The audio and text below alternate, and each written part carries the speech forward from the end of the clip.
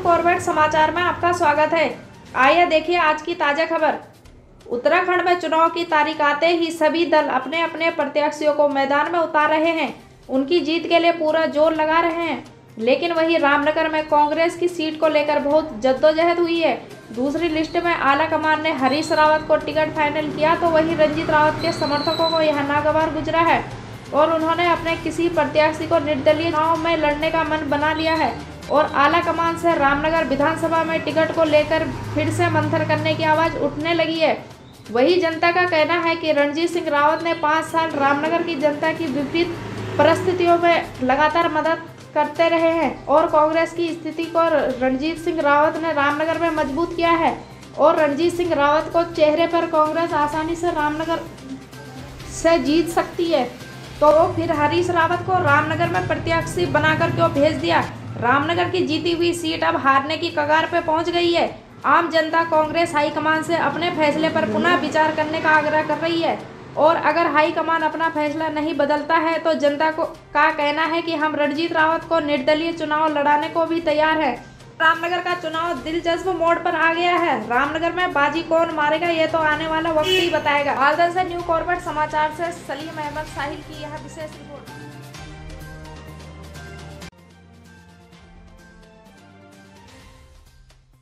देखिए, अभी party high command को विचार करना चाहिए।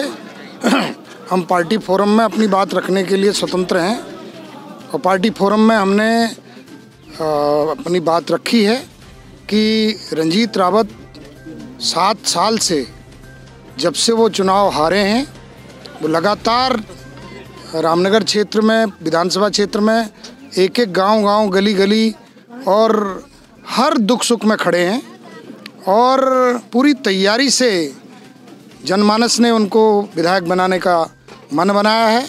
ऐसे में पार्टी हाईकमान को विचार करना चाहिए कि टिकट गलत हो गया तो उसको पुनर्विचार करके बदलना चाहिए और रंजीत रावत जी को चुनाव लड़ाना चाहिए।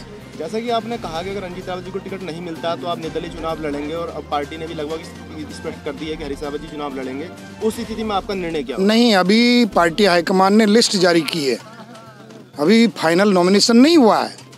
नॉमिनेशन तक टिकट बदले जाते हैं तो पार्टी हाईकमान से हम अपील करने लायक हैं और हम एक पार्टी के वर्कर हैं और प्रदेश के पदाधिकारी हैं। हमारा नैतिक कर्तव्य है कि हम पार्टी को जिताने के लिए अपना पूरा जोर लगाएं और पार्टी हाईकमान हमारी बात को संज्ञान ले करके और रामनगर विधानसभा क्षेत्र की जो जनता है उसका मैंडेट देख ले, उसमें सर्च करा ले कि हरीश रावत जी को लोग चाहते हैं या रंजीत रावत जी को चाहते हैं।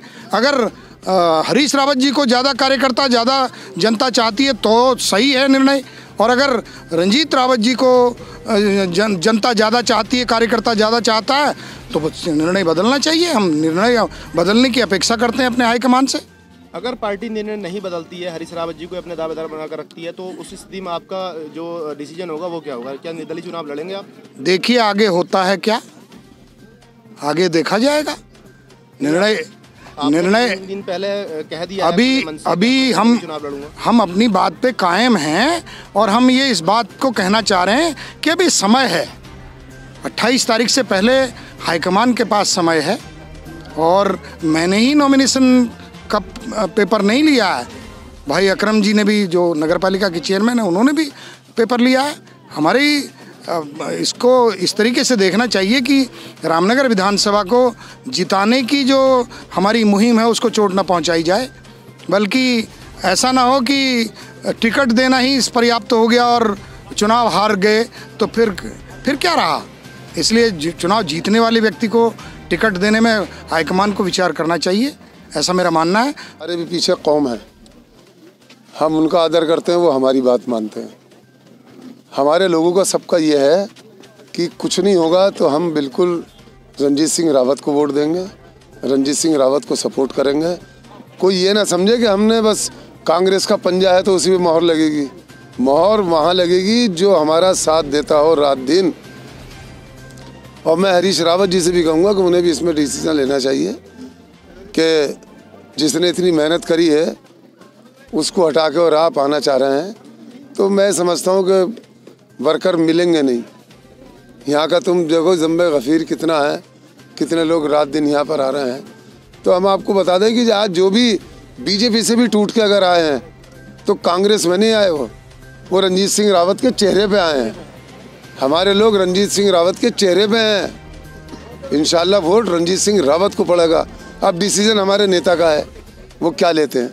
अगर डिसीजन नहीं होता है तो क्या आपने मन बना लिया कि आप चुनाव लड़ेंगे? और सूत्रों से खबर मिल रही है कि आपने टिकट भी खरीद लिया है निर्दलीय चुनाव लड़ने के लिए। टिकट तो नहीं खरीदा मैंने, फार्म खरीदा है। टिकट तो मुझे जाना कहाँ है। जिस तरीके से आप लगातार चेयरमैन बनते आए हैं रामनगर से, और जो मुस्लिम क्षेत्र है उसमें आपका वर्चस्व। देखिए एक चीज़ बताऊँ, मैं मुसलमानों को खाली लेके मत चलो। हमारी चेयरमैनी, हमारी खिदमत, हमारी सेवा एक कौम बिरादरी के लिए नहीं, एक धर्म के लिए नहीं है।